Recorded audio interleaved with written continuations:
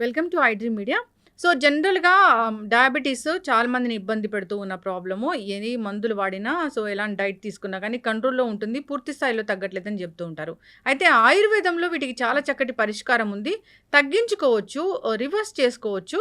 ఇక అయితే ఇప్పుడు మనం హెచ్‌బీఏవన్‌సీ పోస్ట్ బ్లడ్ షుగర్ లెవెల్స్ కరెక్ట్‌గా ఉన్నా కానీ ఫాస్టింగ్ బ్లడ్ షుగర్ అనేది అసలు చాలా మందిలో ఎక్కువగా ఉంటూ ఉంటుంది. ఎంత ట్రై చేసినా ఇది తగ్గదు.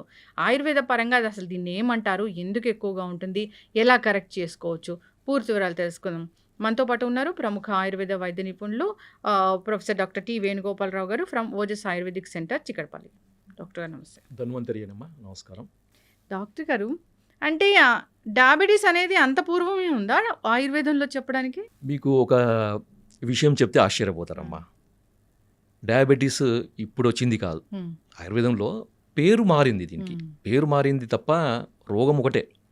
ఆయుర్వేదంలో ప్రమేహ రోగం, ముఖ్యంగా మధుమేహం, అంటే 20 రకాల ప్రమేహాలని సరిగా ట్రీట్మెంట్ చేయకపోతే, అంటే సరైన సమయంలో ట్రీట్మెంట్ చేయకపోతే అది మధుమేహం కింద మారుతుందని ఆయుర్వేదంలో చెప్పారు.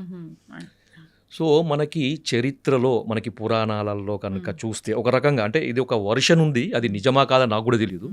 విఘ్నేశ్వరుడు, వినాయకుడు, the first person who detected as obese diabetes. So అందుకనే అతనికి బిల్వపత్రము, తర్వాత బిల్వపత్ర పూజ అనేది చేస్తుంటారు ఎక్కువ. తర్వాత దర్భ, గరిక. సో వీటన్నిట్లలో ప్రమేహాన్ని తగ్గించే గుణాలు ఉన్నాయన్నమాట. తర్వాత వెలగపండు, కపిత్త జంబూ ఫలసార భక్షితం ఉమాసుతం శోక వినాశకరకం అన్నారు కదా. సో ఇక్కడ శోకము అంటే రోగం, అంటే శోకము అంటే మనకు దుఃఖం కాదు, మనకి రోగానికి ఒక పర్యాయ పదము శోకం అన్నమాట. సో ఆ పరంగా చూస్తే కపిత్త జంబూఫల సారభక్షితం, ఈ రెండింటిని ఎక్కువగా ఇష్టపడి తినేవాడు. ఎందుకు? జంబూఫలం అంటే నేరేడు పండు. రీసెంట్గా కూడా, అంటే మనకి దాదాపు ఒక 20 సంవత్సరాల నుండి కూడా సైంటిఫిక్గా మనకి నేరేడు పండు అనేది షుగర్ని తగ్గిస్తుందని చాలామందికి తెలుసు. తర్వాత కపిత్త, వెలగపండు గుజ్జు, తర్వాత వెలగపండు ఆకు రసంలో కూడా షుగర్ని తగ్గించే ఔషధ గుణాలు ఉన్నాయని రీసెంట్ రీసెర్చ్లు చాలా చెప్పినాయి. కానీ వాడుకలో తక్కువగా ఉంది. వాడుకలో ఎక్కువగా ఉండేది ఏంటిది? జంబూఫలం, అంటే నేరేడు గింజల చూర్ణం అన్నమాట. ముఖ్యంగా ఇది డయాబెటీస్లో షుగర్ లెవెల్స్ ఎక్కువగా ఉండడంతో పాటు అతిమూత్రము అంటారు కదా. సో ఫ్రీక్వెంట్ యూరినేషన్ ఉండి షుగర్ లెవెల్స్ ఎక్కువగా ఉండే వాళ్ళలో నేరేడు గింజల యొక్క పొడి ప్రతిరోజు ఉదయం 1 టీ స్పూన్, మధ్యాహ్నం 1 టీ స్పూన్, రాత్రి 1 టీ స్పూన్, తినేకంటే ఒక అర్ధగంట ముందు కనుక తీసుకుంటే అతిమూత్రం చాలా అద్భుతంగా తగ్గుతుంది. ఇది నేను చెప్పింది కాదు, ఇది అనుభవపూర్వకంగా మన పూర్వీకులు చెప్పింది, ప్లస్ మన గ్రంథాల్లో నిక్షిప్తం చేయబడింది. సో అంత అద్భుతమైనది. ఇంకొకటి నేరేడు, నేరేడు యొక్క ఈ గింజల చూర్ణమే కాకుండా దాని పట్ట, దాని యొక్క బెరడు పొడిని కూడా వాడతారన్నమాట కొంతమంది. సో ఆ బెరడు పొడి కూడా ఈ షుగర్ని కంట్రోల్ చేసే యాక్టివిటీ ఉంది. అందుకని ఏంటంటే మనకి చరిత్రలో, మనకి పురాణాలలో ఒబేస్ డయాబెటిక్ మన విఘ్నేశ్వరుడు అనమాట. సో మనకి పురాణాలు, అందుకనే మనకి ఎక్కువగా పూజలో వాడే వింశతి పత్రాలు అంటారు కదా.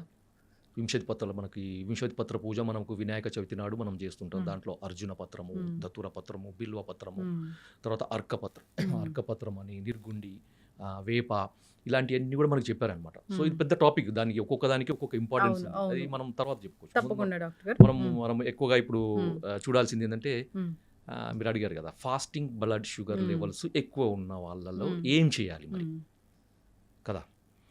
సో అలోపతి పరంగా చూస్తే దీనికి రకరకాల కారణాలు వాళ్ళు చెప్తారు. ఎందుకంటే రాత్రిపూట ఎక్కువగా కార్బోహైడ్రేట్స్ ఎక్కువగా ఉండే ఆహార పదార్థాలు తీసుకోవడము, లేదంటే డాన్ ఫినామినా, తర్వాత సోమ్గాయ్ ఫినామినా అని 2 రకాలు చెప్పారు. అది డీటెయిల్గా నేను పోను వాటికి. కానీ ఆయుర్వేద పరంగా ఏం చెప్పారంటే, ఒక రకమైన అజీర్ణము దీనికి కారణము అని ఆయుర్వేదంలో చెప్పారనమాట, ఫాస్టింగ్ బ్లడ్ షుగర్ లెవెల్ పెరగడానికి. ఓకే, మనకి ఆయుర్వేదంలో 4 రకాల అజీర్ణాలు చెప్పారు. అంటే డైజెషన్, అంటే మెటబాలిజంకి సంబంధించిన వ్యాధులని అజీర్ణ వ్యాధులు అంటారనమాట. సో దాంట్లో ఆమాజీర్ణము, విదగ్ధాజీర్ణము, విష్టబ్దాజీర్ణము, రసశేషాజీర్ణము అని చెప్పారనమాట. సో ఆమాజీర్ణం అనేది కఫ వ్యాధులకు, విదగ్ధాజీర్ణం అనేది పిత్త వ్యాధులకు, విష్టబ్దాజీర్ణం అనేది వాత వ్యాధులకి మూల కారణంగా ఉంటుంది. సో 4వది రసశేష అజీర్ణం అనమాట. ఈ రసశేష అజీర్ణం అనేది ఫాస్టింగ్ బ్లడ్ షుగర్ లెవెల్స్ పెరగడానికి ఒక రకమైన కారణం. సో ఇది ఆయుర్వేద గ్రంథాల్లో చెప్పినప్పటికీ అది ఒక అంటే పూర్తిగా దాన్ని వివరంగా చెప్పలేదన్నమాట, ఒక సంక్షిప్తంగా చెప్పారు. దాన్ని డీకోడ్ చేయాల్సిన అవసరం ఉంటుంది. సో మా ఎక్స్పీరియన్స్లో మా ఒక టీమ్ ఆఫ్ ఆయుర్వేదిక్ డాక్టర్స్, ఒక సీనియర్ డాక్టర్స్ దీన్ని డీకోడ్ చేసినప్పుడు మనకు అర్థమైందనమాట. సో వేల మంది, దాదాపు రోజుకి ఒక 100 నుంచి 150 మంది డయాబెటిక్ పేషెంట్ని చూసే ఆయుర్వేద వైద్యులు ఉన్నారు మా టీంలో. సో వాళ్ళందరి యొక్క అనుభవంతో, ఏండ్ల తరబడి ఉన్న అనుభవంతో, వాళ్ళకున్న హిస్టరీని మనం పూర్తిగా దాన్ని మనము అనలైజ్ చేసినప్పుడు అర్థమైంది ఏంటంటే, వాళ్ళందరిలో కామన్గా కనబడే, అంటే ఫాస్టింగ్ బ్లడ్ షుగర్ లెవెల్స్ ఎక్కువగా ఉండే పేషెంట్స్లో కామన్గా కనబడే ఒక ప్రాబ్లము అజీర్ణం. దాంట్లో ఒకటి రసశేషాజీర్ణం. సో ఈ రసశేషాజీర్ణాన్ని కరెక్షన్ చేసినప్పుడు మనము ఫాస్టింగ్ బ్లడ్ షుగర్ లెవెల్స్కి అడిషనల్గా షుగర్ను తగ్గించాల్సిన మందులు వాడే అవసరం లేకుండానే కేవలం మనకి ఇండైరెక్ట్గా ఈ అజీర్ణం తగ్గిస్తే ఆటోమేటిక్గా తగ్గిపోతుంది. సో ఇది ఆయుర్వేదంలో ఉన్న ఒక అద్భుతమైన విశేషం అన్నమాట. సో మనకి రసశేషాజీర్ణం అనేది ఫాస్టింగ్ బ్లడ్ షుగర్ లెవెల్స్ పెరగడానికి నార్మల్గా ఎంత మందులు వాడినా కానీ, ఎంత ప్రయత్నాలు చేసినా కానీ, అది ఆహారం ద్వారా కానీ, మందుల ద్వారా కానీ, ఎక్సర్సైజ్ ద్వారా కానీ, ఎన్ని ప్రయత్నాలు చేసినా కానీ తగ్గదు. డాక్టర్లకే ఇంకా విసుగెత్తుతుంది అనమాట, ఏం చేయాలో అర్థం కాదు. చాలామంది నేను చూశాను. సో వాళ్ళ దగ్గర నుంచి ఎటువంటి రెస్పాన్స్ రాక ఆయుర్వేదానికి వచ్చే పేషెంట్స్ చాలామంది ఉంటారు. సార్ మాకు అంతా బాగానే ఉంది, మేము మందులు వాడుతున్నాం, పోస్ట్ లంచ్ బాగానే ఉంది, ఇంత అన్ని బాగానే ఉంటాయి, కానీ ఫాస్టింగ్ బ్లడ్ షుగర్స్ తగ్గకపోవడం వల్ల మాకు దాని యొక్క దుష్ప్రభావాలు కనబడుతున్నాయి సార్. కొంతమందికి 160, 170 వరకు ఉంటాయి. ఎందుకంటే ఫాస్టింగ్ బ్లడ్ షుగర్ లెవెల్స్ 100 వరకు ఉంటే సేఫ్, 125 వరకు ఉంటే మోడరేట్ సేఫ్, 100 ఉంటే పూర్తి సేఫ్, 125 వరకు ఉంటే ఇంకా మోడరేట్ సేఫ్ అనమాట. అది దాటిందంటే ఏంటంటే ఇంకా సేఫ్లో ఉన్నట్టు కాదు. మనం పోస్ట్ లంచ్ ఎంత నార్మల్ ఉన్నప్పటికీ మనకి ఫాస్టింగ్ కూడా అంతే నార్మల్ ఉండాలన్నమాట. కొంతమందికి 170, 180, 200 ఉండే వాళ్ళని కూడా చూసాం. అలాంటి వాళ్ళకి ఈ అజీర్ణానికి ఇచ్చే ట్రీట్మెంట్ వల్ల మనకి అద్భుతమైన ఫలితాలు. సో సార్ మరి మీరు ఇవన్నీ చెప్తున్నారు కదా, మరి మాకు టిప్పు చెప్పలేను సార్, ఇంతసేపు మాకు ఊరిస్తున్నారు, వెయిట్ చేస్తున్నారు కదా. అంటే ఏం లేదమ్మా, దీనికి ఏం చేయండి అంటే, దీన్ని పెప్పర్ మిల్క్ అంటారు. పెప్పర్ మిల్క్ మీకు ఈజీ అర్థం కావడానికి, మిరియాల పాలు. అరే మిరియాల పాలా సార్, ఏంటి మీరు అది ఏం చెప్తున్నారు సార్, ఏంటిది? అందరికీ తెలుసు మిరియాల పాలు అంటే, పాలలో మిరియాలు వేసుకుని తాగడం, మిరియాల పొడి వేసుకుని తాగడం సార్. కానీ దానికి ఒక పద్ధతి ఉంటుంది కదా. మామూలుగా ఏదో దగ్గు వచ్చింది, జలుబు వచ్చింది, మిరియాలలో వేసుకుంటా, అది కాదు. మీరు ఏం చేయాలంటే, ముందుగా మార్కెట్ నుంచి మిరియాలు తీసుకురండి. ఎందుకంటే దాన్ని మిరియాలని శుద్ధి చేయాలి. శుద్ధి చేయకుండా మందులకు వాడుకోవద్దు. మీరు వంటలలో వాడుకొని మీ ఇష్టం, పర్వాలేదు. కానీ మందులకు వాడేటప్పుడు, అంటే దీని కొరకు వాడుకునేటప్పుడు శుద్ధి చేయాలన్నమాట. శుద్ధి ఎందుకంటే 2 రకాల కారణాలు. ఒకటేమో దాంట్లో అడల్ట్రేషన్స్, మిరియాలలో మనకి ఈ పుప్పొడి గింజలు కూడా కలుపుతారు అనమాట. సో వాటిని తీసేయడానికి. రెండవది ఆ మిరియాలలో ఉండే తీక్ష్ణత్వం అంటారు, అది దాంట్లో ఒక ఎనర్జీ, హై ఎనర్జీని మనకి నార్మలైజ్ చేయడానికి. కొంతమందికి విదాహి అంటే మంట అదే అంత వస్తుంది కదా, అదంతా నార్మలైజ్ చేయడానికి. దీనికి ఏం చేయాలంటే, మార్కెట్ నుంచి తీసుకొచ్చిన మిరియాలను మంచిగా చెరిగి దాంట్లో పొట్టు అదంతా తీసేసి, పళ్ళు చెట్టి మజ్జిగ, 1 లీటర్ మజ్జిగ తీసుకొని దాంట్లో ఒక 1/2 కేజీ, మనం మార్కెట్ తీసుకుంటున్న 1/2 కేజీ అంతా 1 లీటర్ మజ్జిగలో ఈ 1/2 కేజీ మిరియాలను వేసి రాత్రంతా ఉంచాలి. ఉదయం లేచేసరికి ఏమవుతుందంటే, మనకి చచ్చులు కానీ, తర్వాత నాపాలు కానీ, అవన్నీ కూడా మనకి పైకి తేలుతాయి అన్నమాట. సో మంచి పుష్టికరమైనవి, తర్వాత ఔషధ గుణాలు అన్నీ కూడా కిందికి బాటంలో సెటిల్ అవుతాయి. మీరు వాటన్నిటిని మొత్తం పైనుంచి తీసేసి, ఆ మజ్జిగను కూడా తీసేసి, ఆ కింద ఉన్న మిరియాలను మంచిగా తీసి వాటిని వేడి నీళ్ళలో కడగండి. కొంచెం గోరువెచ్చని, మరీ వేడి కాదు, కొంచెం గోరువెచ్చని నీళ్ళలో కడిగేసి ఏం చేయండి అంటే, ఆరబెట్టాలన్నమాట. పూర్తిగా దాంట్లో ఉండే మాయిశ్చర్ అంతా పోయే వరకు ఆరబెట్టేసి కంటైనర్లో వేసుకోండి. వేసుకొని ప్రతిరోజు కూడా 1 కప్పు ఆవు పాలు, తర్వాత 1 కప్పు నీళ్లు, లేదు అంటే 1 అరకప్పు పాలు, తర్వాత 1 అరకప్పు నీళ్లు, దాంట్లో 1 పావు టీ స్పూను మిరియాలను, ఇప్పుడు మనం చేసుకున్నాం, శుద్ధి చేసుకున్నాయి, దాన్ని నలగొట్టాలన్నమాట. పూర్తిగా పొడి చేయొద్దు, మిక్సీలో వేసి తొందరగా కావాలని దాన్ని పొడి చేయొద్దు అనమాట. జస్ట్ దంచేయాలి, అంటే బ్రూయిజ్ అంటారు కదా, దంచేసి ఆ పాలలో వేసి మ్మ్. మనం ఎంతైతే నీళ్లు పోసినామో అంటే మ్మ్. అది 1/2 కప్పు కానీ 1 కప్పు కానీ మ్మ్.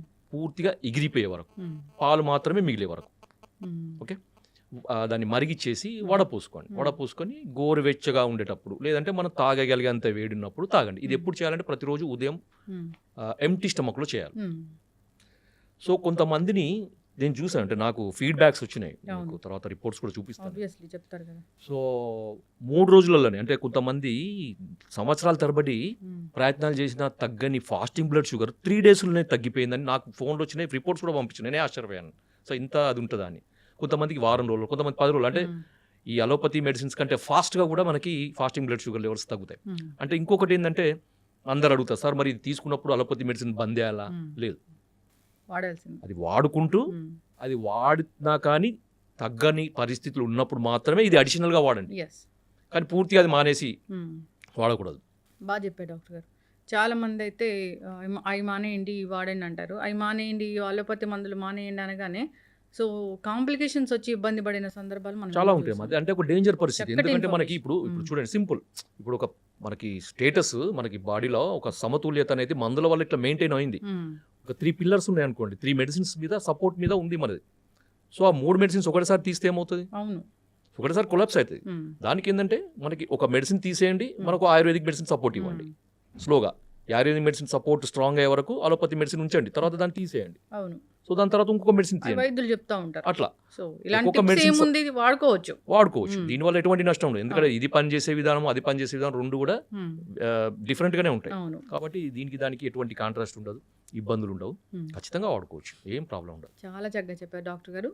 అంటే ఇది ఎందుకు వస్తుంది అంటే రూట్ కాజ్ చాలా చక్కగా చెప్పారు. మరి దాన్ని కరెక్ట్ చేయాలంటే టిప్స్ ఉన్నాయి. సో అది ఫుడ్డే. ఇప్పుడు మిరియాల పాలు అంటే ఆ పాలని ఎట్లా తయారు చేసుకోవాలనేది కూడా చాలా చక్కగా చెప్పారు. ఆ మిరియాలు తెచ్చుకోవాలి, మజ్జిగలో నానబెట్టుకోవాలి. సో పైన తేలినంత తీసేయాలి, మజ్జిగను కూడా పడేయాలి, వీటిని పొడిలాగా చేయాలి. అప్పుడు వేడి నీళ్ళలో కడిగి పొడిలాగా చేసుకొని చేసి ఆరిన తర్వాత పూర్తిగా ఎండిన బాగా తర్వాత డ్రై అయ్యాక డ్రై అవ్వాలి, మ్మ్. లేదంటే ఫంగస్ వస్తుంది. అవును, బాగా డ్రై చేసుకొని ఆ పొడి వాడుకుంటే వాడుకోవచ్చు. సరిపోతుంది. చాలా చక్కగా. మంచి సింపుల్. ఎందుకంటే మనకి రసశేషాజీర్ణాన్ని తగ్గించగలిగే ఔషధ విలువలు ఉన్నది మనకి ఈ మిరియాలు అనమాట. Yes. మిరియాల పాలు, మ్మ్. అది ఆయుర్వేద గ్రంథాల్లో ఉంది. పెప్పర్ మిల్క్ అంటారా? Pepper milk. సో దీన్ని ఇది ఎట్లా చెప్పారంటే ఇది రసధాతువుని మ్మ్. సరైన క్రమంలో సరిగ్గా మ్మ్. తయారయ్యేటట్టు చేస్తుంది అని ఆయుర్వేద గ్రంథాల్లో చెప్పారనమాట. మ్మ్. అంటే రసధాతువు అజీర్ణము అంటే మెటబాలిజం, రసధాతు యొక్క మెటబాలిజం మ్మ్. సరిగా కానప్పుడే అది ఫాస్టింగ్ బ్లడ్ షుగర్ పెరగడానికి కారణమవుతుంది. ఇది చాలా సైంటిఫిక్గా చాలా ఎక్స్ప్లెయిన్ చేయొచ్చు. ఇంకొకటి తర్వాత సార్ ఇంకా కొంచెం వీటికి అడిషనల్గా ఇంకేమైనా మెడిసిన్స్ ఉంటాయా? మ్మ్. ఇది కాకుండా ఇంకా ఉంటాయి అంటే మ్మ్. ఉంటాయి. సో దాంట్లో మనకి ఈ అజీర్ణానికి సంబంధించిన మందులు ఆయుర్వేదంలో చాలా ఉన్నాయి. మ్మ్. చాలా అంటే చాలా ఉన్నాయి. అదొక పెద్ద చాప్టరే మనకి ఆయుర్వేదంలో చాలా ఎక్స్ప్లెనేషన్ చెప్పినాడు. ఎందుకంటే సకల రోగాలకి మూల కారణము అజీర్ణమే. మ్మ్. అశీతివాత రోగాలకి మ్మ్. విష్టబ్దాజీర్ణం అని చెప్పాం కదా. మ్మ్. సో వాత రోగాలకి విష్టబ్దాజీర్ణం, సో పిత్త రోగాలకి 40 రకాల పిత్త రోగాలకి విదగ్ధాజీర్ణము, 20 రకాల కఫ రోగాలకి మ్మ్. ఆమాజీర్ణము అని. సో ఇది అజీర్ణం అనేది పెద్ద చాప్టర్, దానికి Yes. రకరకాల మందులు ఉన్నాయి. ఇప్పుడు మనకి రసశేషాజీర్ణం కానీ ఇతర రకాల అజీర్ణాలు కానీ మ్మ్. వాటికి ఒక అద్భుతమైన ఆయుర్వేదంలో మనకి బసవరాజ్యం అనే గ్రంథంలో ఒక మంచి మందు చెప్పారు. మ్మ్. సో దాని పేరు అజీర్ణ బల కాలానలం. మీరు మళ్ళీ చెప్తాను, మళ్ళీ గుర్తుపెట్టుకోండి, మీరు కావాలంటే మళ్ళీ రాసుకోవచ్చు. అజీర్ణ బల కాలానలం. సో ఇది మేము కొంతమంది పేషెంట్లకి అడిషనల్గా ఇచ్చి మంచి రిజల్ట్స్. అంటే మేము షుగర్ ఉన్నప్పుడు షుగర్ని తగ్గించే మందులు వాడం మేము మ్మ్. ఎక్కువగా. సో దానికి మూల కారణమైంది ఏ అజీర్ణం అనేది పనిచేస్తుంది అక్కడ, మ్మ్. ఆ పేషెంట్లో ఏ అజీర్ణం ఉంటుంది అనేది అనలైజ్ చేసి దాని తగ్గట్టు ట్రీట్మెంట్ ఇస్తే ఆటోమేటిక్గా షుగర్ లెవెల్స్ తగ్గుతాయి. అవును. అడిషనల్ మందులు వాడాల్సిన అవసరం లేకుండా Yes. నార్మల్ ఉంటుంది అనమాట. సో ఇది కాన్సెప్ట్ అనమాట ఆయుర్వేదంలో. అంతే తప్ప షుగర్ పెరిగింది, షుగర్ని తగ్గించే మందులు వాడండి, ఇది ఎప్పుడు లైఫ్ లాంగ్ ఇట్లా ఉంటుంది. ఈ షుగర్ తగ్గడానికి ఆయుర్వేదం మందులు ఎందుకు, అలోపతి మందులు కూడా ఉన్నాయి కదా, Yes. ఇన్సులిన్ కూడా ఉంది కదా. చక్కటి ఇన్ఫర్మేషన్ డాక్టర్ గారు. ఇబ్బంది పడుతున్న వాళ్ళు కాంటాక్ట్ చేయాలని కోరుకున్నామండి. సో అంతేకాదు దీన్ని వాడుకోవచ్చు, చాలా వెరీ సింపుల్. ఇది ఈ పెప్పర్ మిల్క్ తయారు చేసి తీసుకోవడం కూడా ప్రతిరోజు తీసుకున్నా డయాబెటీస్ ఉందా లేదా, ఫాస్టింగ్ బ్లడ్ షుగర్ పెరిగిందా అది కాదు, ఎట్లయినా మామూలుగా కూడా తీసుకోవచ్చు. Yes. మామూలుగా నాన్ డయాబెటిక్ వాళ్ళు కూడా తీసుకోవచ్చు. Yes. దీంట్లో ఏం ప్రాబ్లం ఏం లేదు, షుగర్ ఉన్న వాళ్ళే తీసుకోవాలని ఏం లేదు. అవును, ఇది జీర్ణానికి సంబంధించిన ఇష్యూని అంతే. Clear చేస్తుంది. క్లియర్ చేస్తుంది కాబట్టి చక్కటి ఇన్ఫర్మేషన్ అండి. ధన్యవాదాలు డాక్టర్ గారు. ధన్యవాదాలు. జై ధన్వంతరి.